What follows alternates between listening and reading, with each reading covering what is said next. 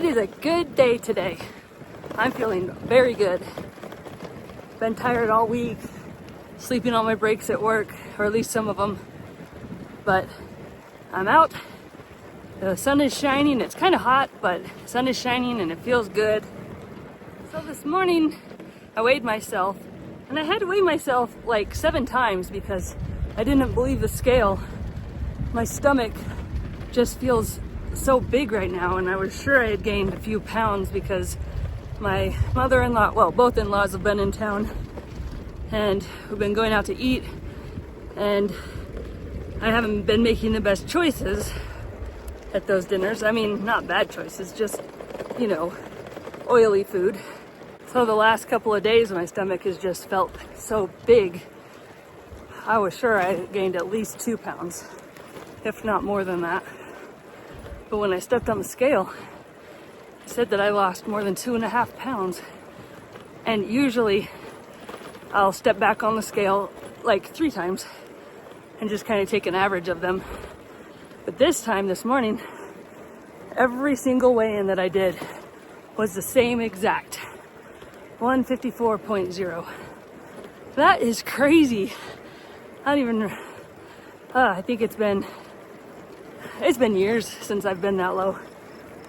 I don't know, maybe not quite 10 years ago, but it feels like a long time. Anyway, I don't know why my stomach feels so big. It still does, but anyway, guess I am still losing weight, so that's amazing.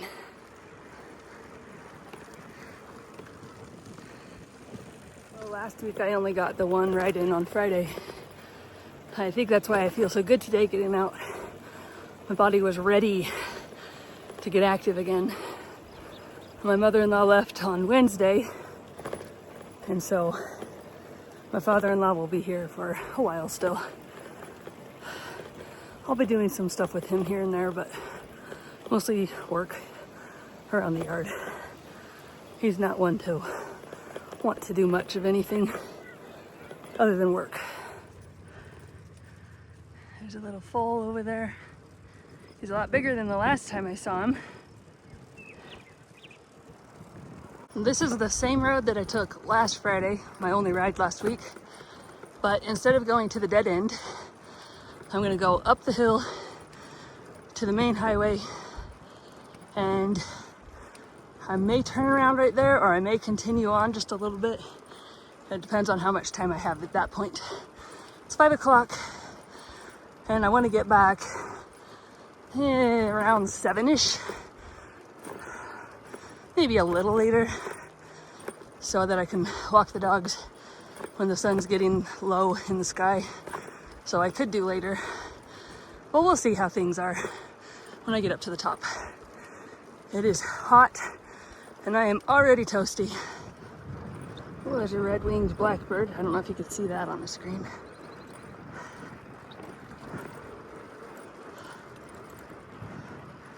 I just love the scenery around here. Never gets old. They've already got their hay baled and everything. First field I've seen with the hay bales already made. A lot of them are starting to get cut, but none baled yet. In Utah, there's these wild roses. They just grow on their own. We've got some in our yard, but they've never actually bloomed yet. I'm waiting for that to happen. They're just little babies yet, but they grow into these great big bushes, and I love them. Let's see, I don't remember, do they smell like roses? They have a very light rosy scent. This beautiful shade, and I just had to take advantage of it because it is hot today. I looked at my thermometer and it says it's just shy of 100. No, it's just shy of 90. So it's like 88, 89. It's hot. So this afternoon, I went out to volunteer for this police, I don't know what it's called, but it's where people pretend they're dead, injured, scared, and the police have to go through. So this was a school shooting situation, and they had people laying on the ground as if they were dead, some as if they were injured, and others running. And the cop had to go through and find the person, the shooter, and then apprehend the right person. So I don't know how they did. I was in the first room where they entered the school building, and I was one of the people running screaming.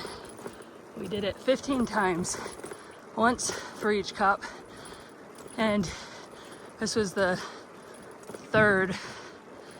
There were 3 rounds of it. So there was one last night, one this morning, and then one this afternoon. It was interesting. It was somber and sobering.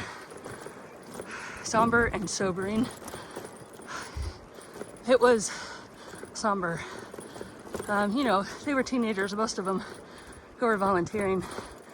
So there was a lot of laughter and things like that, but there was a lot of really good acting that got to you as well. There were 3 teenagers outside of the classroom that I was in, running out of.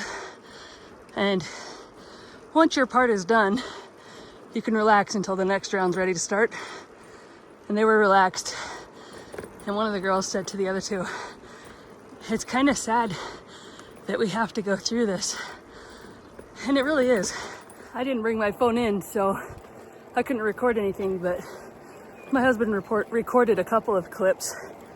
So if I can get those from him, I'll include them if they're any good. I have no idea what the sound is like. Now this house was already here, and it has so many yellow roses there. So beautiful. So the house was already there.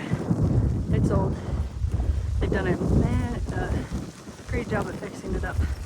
This they built. And that one, oh, it's so beautiful. I can picture an art studio upstairs. And a nice garage workshop for my bikes down below.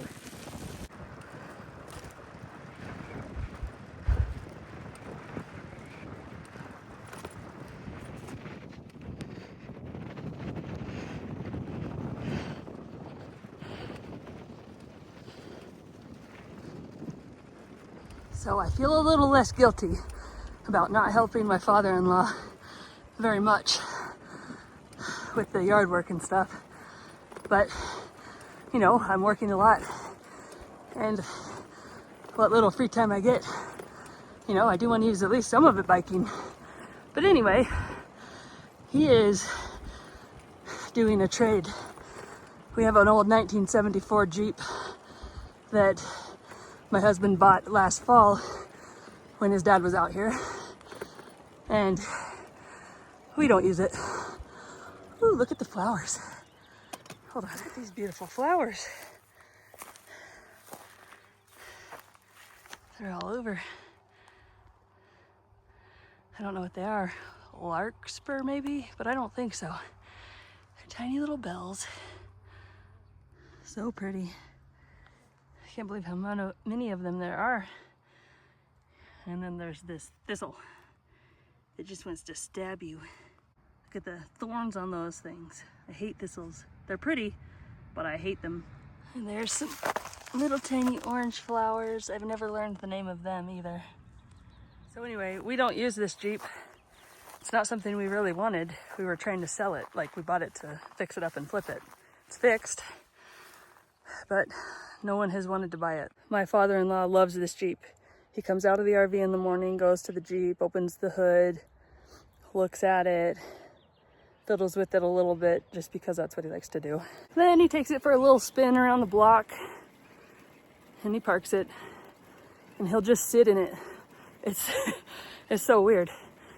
He'll just sit in there on his phone, but it's not his first Jeep. He has 4 or 5 now. I don't know anymore.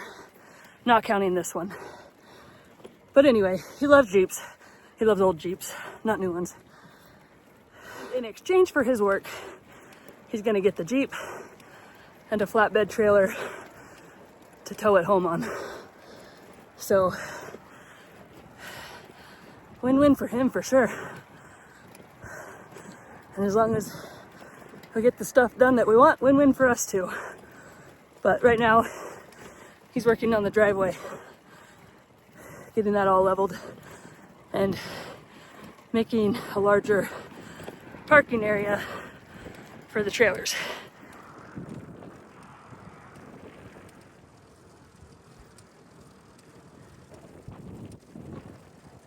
So there are a few things I'd like to see accomplished before he goes, but I'm sure we won't get to all of them. And there is one that I will definitely have to help with, and that's getting the 12 by 20 gazebo up. We've already bought it, but we haven't leveled the ground or done anything for that yet. Then we've got a 10 by 10 gazebo that we have got the cement pylons in the ground, but that's all we've done.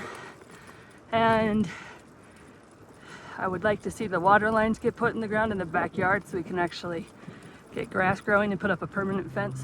And if at all possible, I would love for him to look at the boat and see if he can find out what's wrong with the motors, because I'd love to be able to use that. We haven't been able to use it in a couple of years. It's pretty sad. We both love going out on it. I love going out on it more than he does, but it is such an enjoyable way to spend some time, and family will actually come with us. So one of the things he said he actually really wants to do is take the Firebird to some classic car shows. So my husband bought it from him a couple of years ago, I think, and it has a brand new engine, brand new transmission, like everything mechanical in it is brand new. He rebuilt it himself. He loves to rebuild cars, and it all works amazing. And it needs some body work. It just needs new paint job, really, basically, and new seals. Anyway, we're trying to sell that too. So he said he wants to take it to some classic car shows and just enter it in and just sit with it with a for sale sign on, so that anybody who looks at it will see that it's for sale. And he knows exactly what's in this car. He remembers every little detail when he does a car. So he can talk to the people that might be interested, and that might actually sell it. So that would be really cool too if that happened, and he would absolutely love doing that. So here's my old Garmin, here's the new one, and I'm just kind of testing to see, and it's pretty much the same. Very small differences, but this seems to be just fine. The only thing I'm still not sure about is how to get this to record Strava rides. This does not record Strava rides. But this one, I connected it to Strava on my last ride, but it was midway through because I didn't have enough cell signal where I was to connect it. Anyway, I connected it midway through, but it did not record the ride. I did have my Apple Watch going though, so it did get recorded, just not by this. I think I stopped and recorded the ride from Strava on my Apple Watch first and not my Garmin. And that might be the problem. Just in case it does the same thing again, I have my Apple Watch recording, but this time I'm gonna stop it or record it from my Garmin first and not upload it from my watch until I get home and see if that works. The Garmin told me that there was an unpaved road ahead. It was absolutely right. So I'm just gonna do like a mile on this road. Maybe half a mile, I don't know. I just want to get 25 miles. So probably about a mile, just to be safe.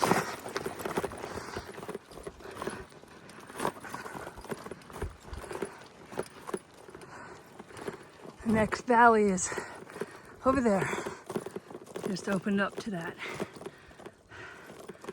But I don't really want to go down there because I don't want to climb back up. It really is quite beautiful, but I don't know, maybe I should go. Always such hard choices for me to turn around or not. I have a feeling that I'm kind of spoiled by the gravel here, because it's almost all of the gravel roads I've been on have been pretty smooth.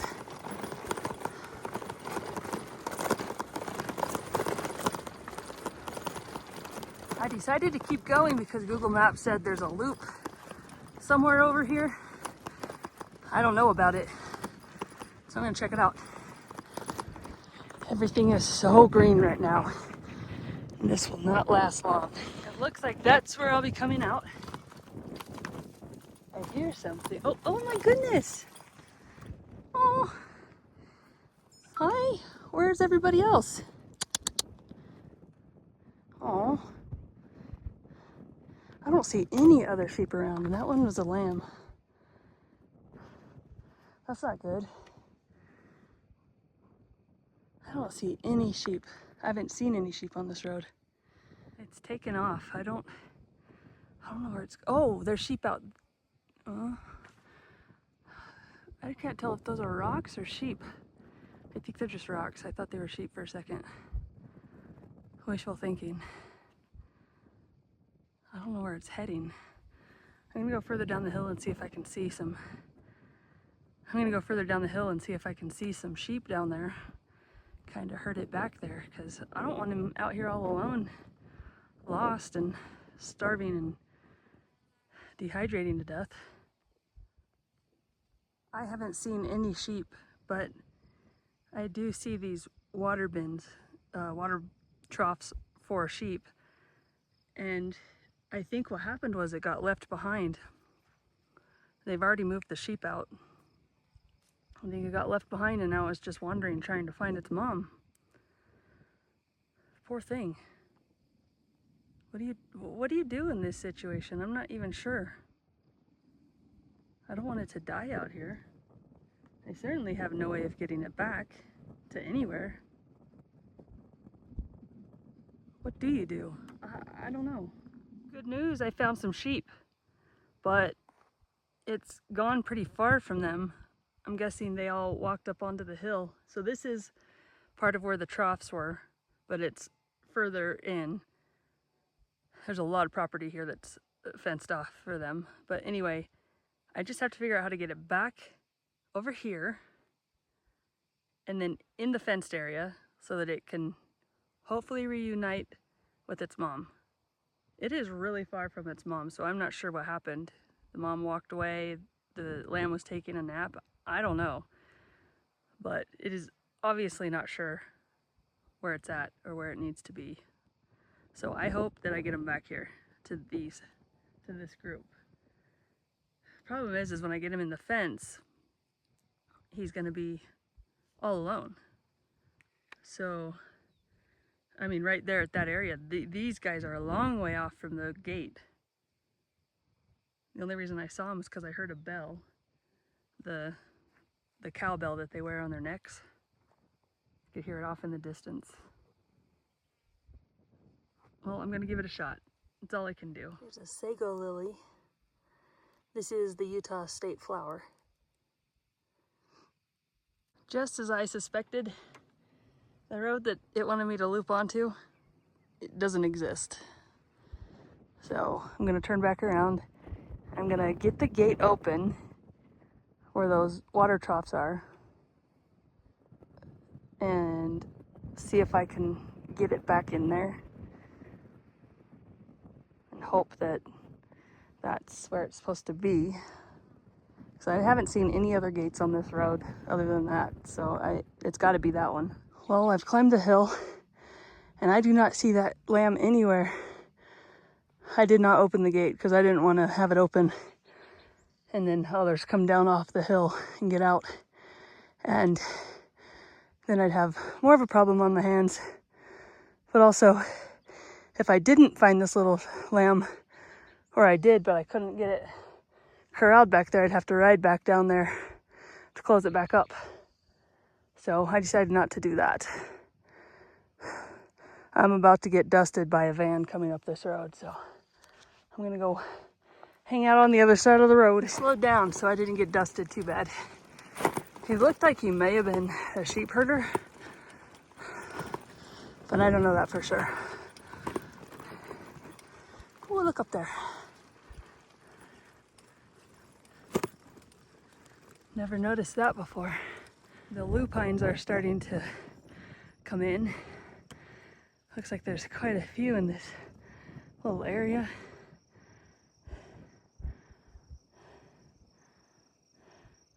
There's some right there. I've made it to the top. Whew. Still haven't seen the lamb.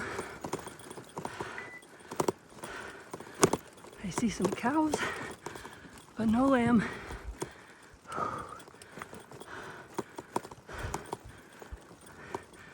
Hey, that roof was on the side of the road a couple winters ago. And then they just disappeared. Oh, this part's bumpy.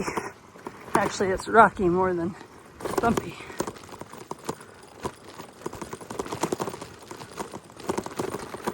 The water in my bottles is so hot.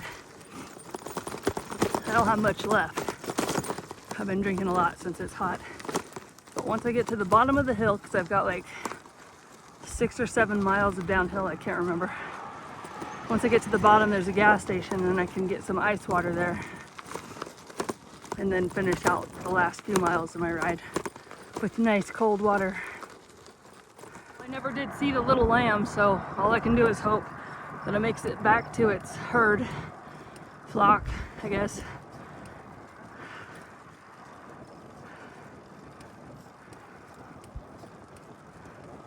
After that gravel road, my drivetrain really needs a cleaning. So this road has a bunch of crashes all the time, even fatal crashes. So I do not usually get in the lane.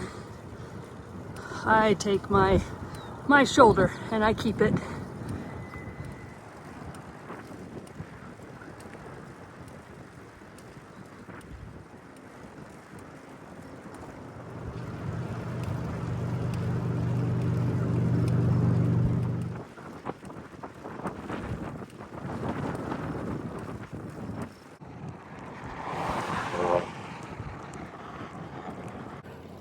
I got some ice water and it feels fabulous.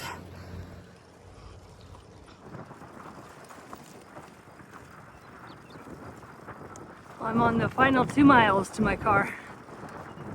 So when I get there, I'm gonna stop the Garmin and see if I can get it to upload to Strava. I'm gonna stop it on my watch, but I'm not gonna finish it on my watch, at least not till later. Because it'll stay saved in my phone. I mean, it'll stay saved in my watch. So I have a little time to see if it will work. And if it doesn't work, I gotta figure out what I'm doing wrong.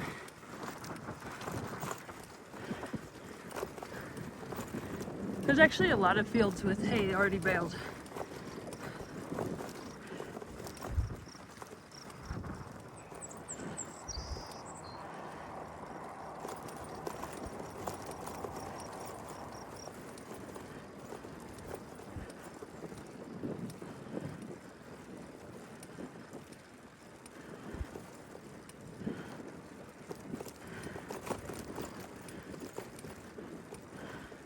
About 3 weeks ago, I was doing dishes. It was dark out, and I finished the dishes, and I walked over toward the living room, and saw flames, big flames. So we ran outside, and we saw more flames, but we heard explosions. And there actually was a truck here, but they've moved the truck now. The truck caught fire too, but that's a camper, and it was a complete and total loss. Those don't take long to burn. But the truck was right beside it, and it caught too, so there was Freon, propane, gasoline, so many things exploding. It was crazy. Well, I'm back to my subdivision, so I gotta end this ride. I will see you next time. And until then, get outside and make the best use of your free time. Make it count.